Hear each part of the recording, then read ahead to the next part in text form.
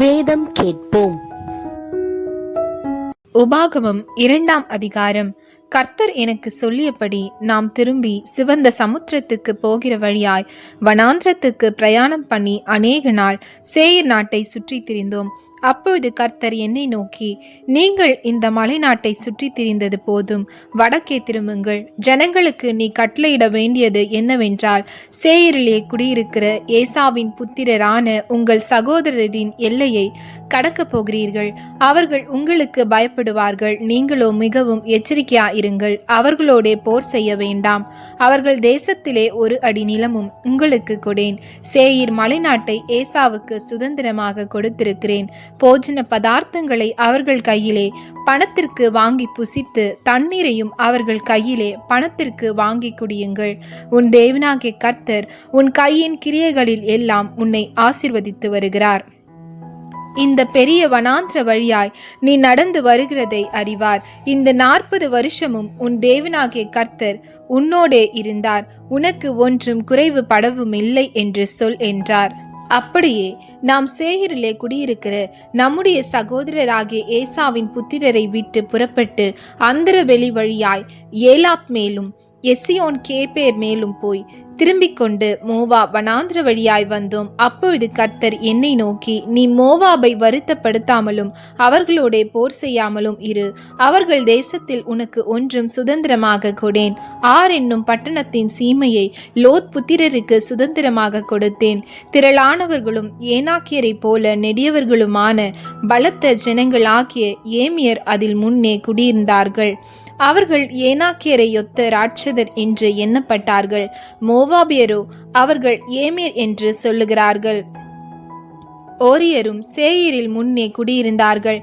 கர்த்தர் தங்களுக்கு சுதந்திரமாக கொடுத்த தேசத்தாரை இஸ்ரவேல் துரத்தினது போல ஏசாவின் புத்திரர் அந்த ஓரியரை துரத்தி அவர்களை தங்கள் முகத்திற்கு முன்பாக அழித்து அவர்கள் இருந்த ஸ்தானத்தில் குடியேறினார்கள். நீங்கள் எழுந்து சேரேத் ஆற்றை கடந்து போங்கள் என்று சொன்னார். அப்படியே சேரேத் ஆற்றை கடந்தோம்.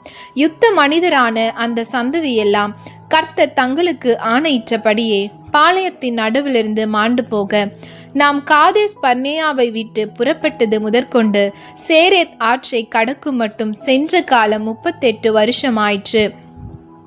அவர்கள் பாளையத்தின் நடுவிலிருந்து மாண்டு ஒழியும் மட்டும் கர்த்தரின் கை அவர்களை நிர்மூலமாக்கும்படிக்கு அவர்களுக்கு விரோதமா இருந்தது. யுத்த மனிதர் எல்லாரும் ஜனத்தின் நடுவிலிருந்து செத்து தீர்ந்த பின்பு கர்த்தர் என்னை நோக்கி, நீ பட்டணம் இருக்கிற மோவாபின் எல்லையை இன்றைக்கு கடந்து அம்மோன் புத்திரருக்கு எதிராக சேரப்போகிறாய். நீ அவர்களை வருத்தப்படுத்தவும் அவர்களோட போர் செய்யவும் வேண்டாம். அம்மோன் புத்திரரின் தேசத்தில் ஒன்றும் உனக்கு சுதந்திரமாக கொடேன். அதை லோத் புத்திரருக்கு சுதந்திரமாக கொடுத்திருக்கிறேன். அதுவும் ராட்சதருடைய தேசமாக எண்ணப்பட்டது. முற்காலத்தில் ராட்சதர் அதிலே குடியிருந்தார்கள். அம்மோனியர் அவர்களை சம்சூமியர் என்று சொல்லுகிறார்கள். அவர்கள் திரளானவர்களும் ஏனாக்கியரை போல நெடியவர்களுமான பலத்த ஜனங்களா இருந்தார்கள். கர்த்தரோ சேயீரில் குடியிருந்த ஏசாவின் புத்திரருக்கு முன்பாக ஓரியரை அழிக்க அவர்கள் அந்த ஜனங்களை துரத்திவிட்டு அவர்கள் இருந்த ஸ்தானத்தில் இந்நாள் வரைக்கும் குடியிருக்கிறது போலவும், கப்தோரில் இருந்து புறப்பட்ட கப்தோரியர் ஆசேரின் தொடங்கி ஆசா மட்டும் குடியிருந்த ஆவியரை அழித்து அவர்கள் இருந்த ஸ்தானத்திலே குடியேறினது போலவும் கர்த்தர் அவர்களை இவர்களுக்கு முன்பாக அழிய பண்ணி இவர்கள் அவர்களை துரத்திவிட்டு அவர்கள் இருந்த ஸ்தானத்திலே குடியேறினார்கள். நீங்கள் எழுந்து பிரயாணம் பண்ணி அர்னோன் ஆற்றை கடந்து போங்கள். எஸ்போனின் ராஜாவாகிய சீகோன் என்னும் எமோரியனையும் அவன் தேசத்தையும் உன் கையிலே ஒப்பு கொடுத்தேன். இது முதல் அதை சுதந்திரித்து கொள்ளும்படி அவனோடே யுத்தம் செய்.